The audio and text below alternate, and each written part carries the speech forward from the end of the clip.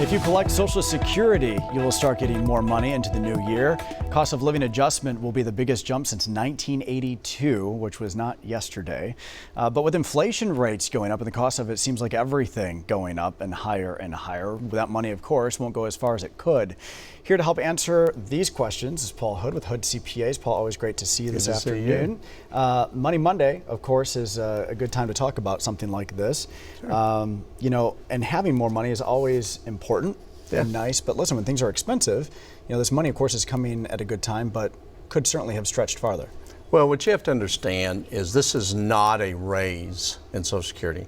They call it literally COLI, a cost of living increase. And if you go to their website, you'll actually see that they acknowledge this is not designed to cover all of the increase. So it's a good start, though. I mean, it's something that'll help. But it's literally the reason people are getting it is because of inflation.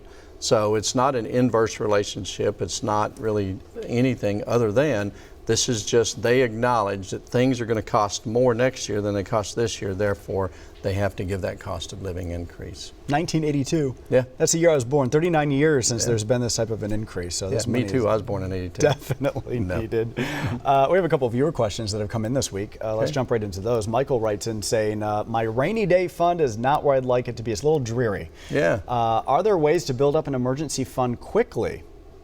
So here's the answer to that, Brian. There's always quick ways to do things. There's quick ways to lose weight. Does it always last?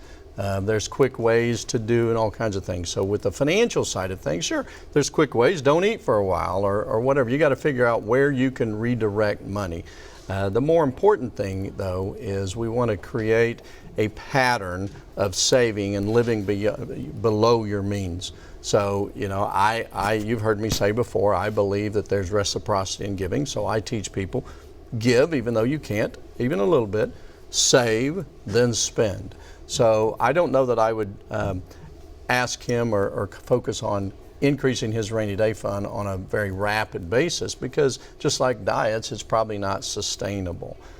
So I would be more interested in helping him create a long plan because short-term pain is long-term gain, and you do anything that's out of the ordinary, it's not sustainable. Yeah, eating out can add up very, very quickly. Massively. Yeah, so that's a good start if he's not doing that. Okay, Brandon also writes in this week saying, what all is required to operate an S-Corp?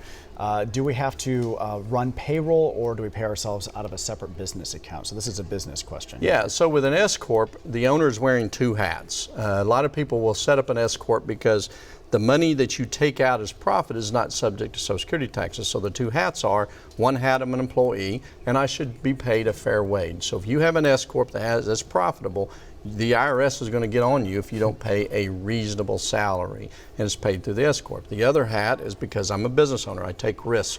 I borrow money. Those kind of things, and that part should not be subject to Social Security taxes. So yes, you have to do payroll, and it has to be a reasonable payroll. Okay, good questions that came in this week. And listen, if you're watching right now, you have a financial question that you'd like to for us to talk about next Monday, you can send your question in right now. You can do it to Money Monday at griffin.news.